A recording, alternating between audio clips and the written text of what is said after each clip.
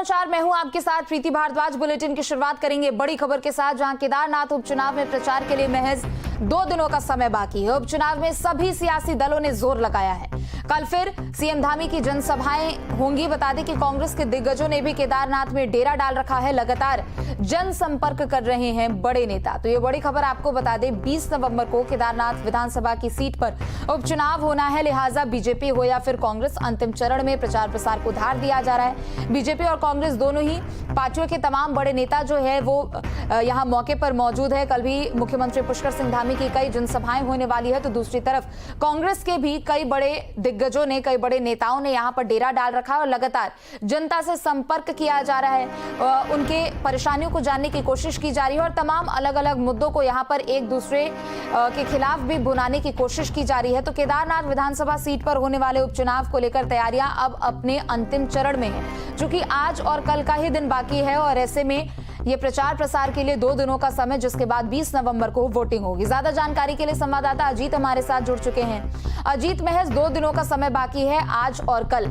CM Dhami की भी यहाँ पर कई जनसभाएं होने वाली है, लेकिन दूसरी तरफ कांग्रेस के भी तमाम बड़े नेता जो हैं वो वहां मौके पर मौजूद है, जनता के बीच जा रहे हैं, उनकी समस्याओं को जान रहे हैं और विकास के भी तमाम अलग अलग मुद्दे को लेकर यहाँ एक दूसरे के खिलाफ भी माहौल बना रहे हैं।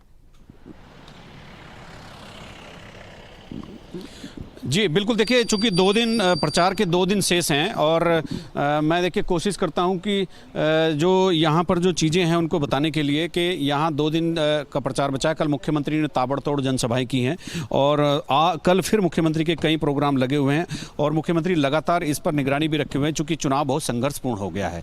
निर्दलीय प्रत्याशी को त्रिकोणीय बनाने में एक कोशिश तो कर रहे हैं, लेकिन ऐसा लग नहीं रहा है, क्योंकि पूरा का पूरा मुकाबला भारतीय जनता पार्टी और कांग्रेस के बीच सिमटता दिख रहा है। और अगर हम त्रिजुगी नारायण से लेकर गोरीकुंड से लेकर और उधर अगस्त मुनि और सिल्ली गांव तक की बात करते हैं, तल्ला, नागपुर, चोपता और इधर मयाली वाले रोड पर जितना भी केदारनाथ विधानसभा का एरिया उसकी हम बात करते हैं, तो वो वाकई सभी जगह सभी दलों ने अपनी उपस्थिति जोरदार तरीके से दर्ज कराई है।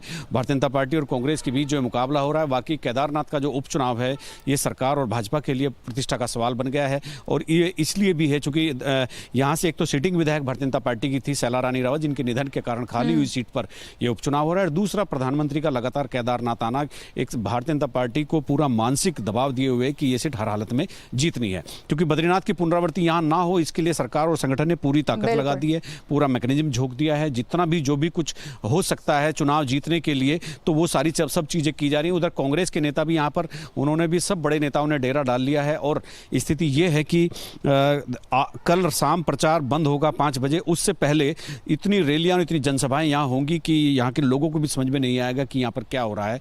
इस उपचुनाव को जीतना कांग्रेस के लिए इसलिए महत्वपूर्ण है क्योंकि पहले 2 उपचुनाव वो जीत चुकी है, तो उस पर भी मेंटली प्रेशर है पार्टी के कार्यकर्ताओं की। जब 2 उपचुनाव जीत सकते हैं बद्रीनाथ और मंगलौर, तो केदारनाथ क्यों नहीं। और इधर बीजेपी पर भी चूंकि सिटिंग विधायक और पीएम की प्रायोरिटी वाला धार्मिक स्थल इसी क्षेत्र में होना, ये एक मानसिक दबाव दोनों दलों पर चुनाव जीतने के लिए। जी बिल्कुल अजीत, चूंकि देखिए एक तरीके से हैट्रिक की होड़ है। अगर कांग्रेस जीतती है तो जीत का हैट्रिक, और अगर बीजेपी हारती है तो हार का हैट्रिक। आप चूंकि वहां पिछले कुछ दिनों से लगातार मौके पर मौजूद है, किस तरीके की परिस्थितियां आप दोनों ही पार्टियों के परिप्रेक्ष्य में देख रहे हैं और कैसे मुद्दे जो दोनों ही पार्टियों की ओर से जोर शोर से उठाए जा रहे हैं?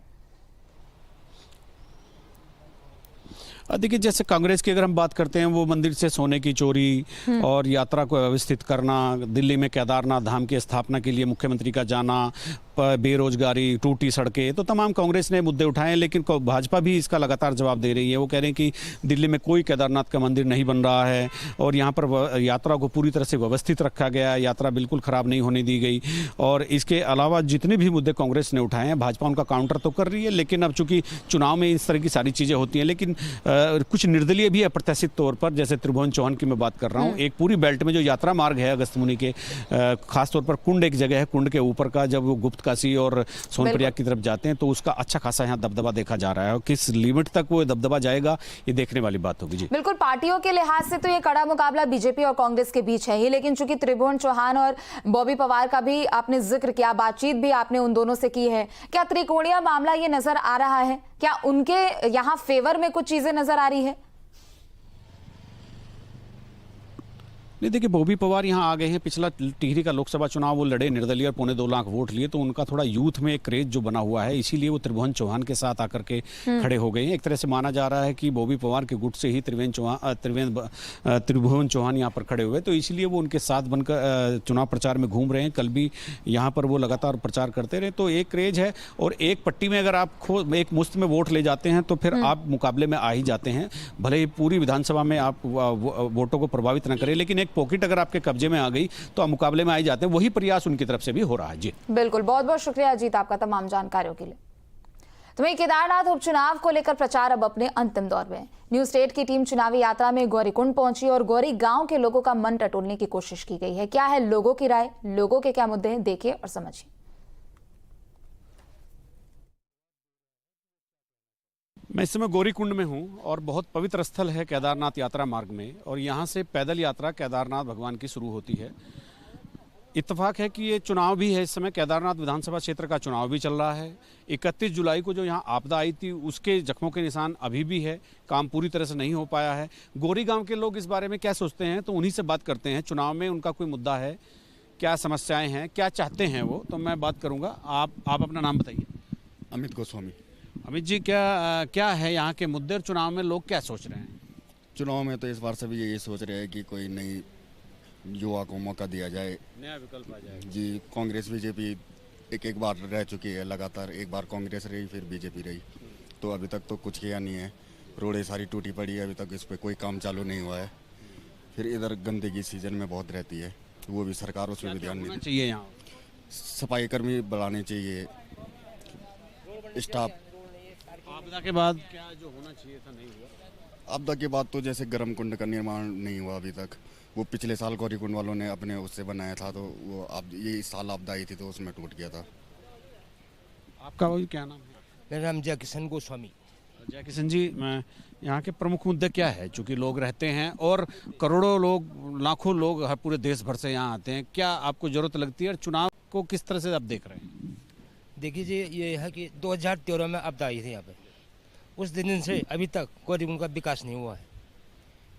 और उस टाइम मुख्यमंत्री थे हरीश रावत जी, उन्होंने कहा था कि हम तुम्हारा को दुकान बना के देंगे, पैसा भी देंगे। उस दिन से उसके बाद दूसरी आपदा आ गई, कुछ काम, यहाँ रोड देख लीजिए, आप आए रहे, कुछ व्यवस्था नहीं सरकार की तरफ से। ये धामी जो बैठा है ना, ये बहुत बेकार बैठा है ऊपर से। ये तो जो वोट जा रही है मोदी जी के हिसाब से जाएगी, ये विधानसभा मोदी जी की है, लेकिन अब लोग मुख्यमंत्री से भी खिन्न हो गए। अब तीसरा बिल का ढूंढना कांग्रेस से ना बीजेपी से। हमारा मुद्दा भी नहीं है, विकास है। विकास तो केदारनाथ तब होगा जब यहाँ तक रोड अच्छी बनेगी, ये कटेगा, सड़क बनेगी अच्छी, पार्किंग बनेगी अच्छी। हमारा मेन मुद्दा यही है। चुनाव का तो अब सबका अपना अपना है, कौन किसको वो करता है, पर यह है कि नया विकल्प आना चाहिए। कांग्रेस भी सबने देख दी है, 5 साल मनोज रावत को भी दे रखे हैं, 5 साल बीजेपी को भी दे रखे हैं, तो इस बार देखते हैं। जैसे चाहते हैं आप किस तरह के काम यहाँ होने चाहिए? सबसे पहले तो जैसे गौरीकुंड में जो हमारे तप्त कुंड है गौरीकुंड, वो 31 जुलाई में जो फ्लड आया था उसमें वो दब गया था, तो अभी तक उस पर कोई काम नहीं हुआ, कुछ नहीं हुआ।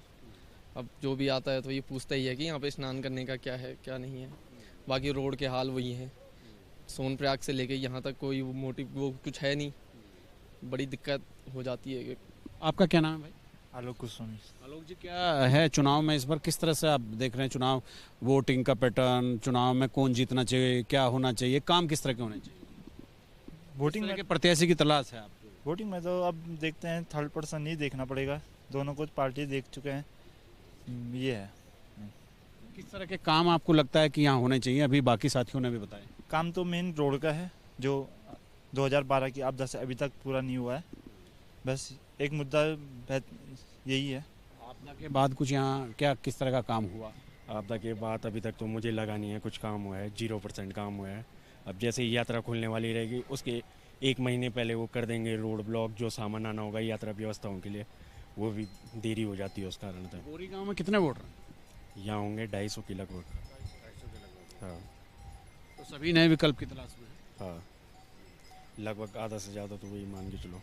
पहले सब किसको देते थे? पहले बीजेपी को।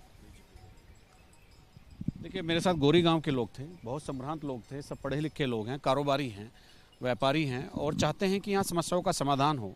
समाधान नहीं हो रहा है तो लोगों का दिमाग और दिल तीसरे विकल्प की तरफ चल रहा है भारतीय जनता पार्टी और कांग्रेस के अलावा भी, क्योंकि यहाँ के लोगों का कहना है कांग्रेस भाजपा को कई बार देख लिया है, काम नहीं हो पा रहे हैं, ज़मीन पर आकर जो चीज़ें होनी चाहिए वो नहीं हो पा रही हैं।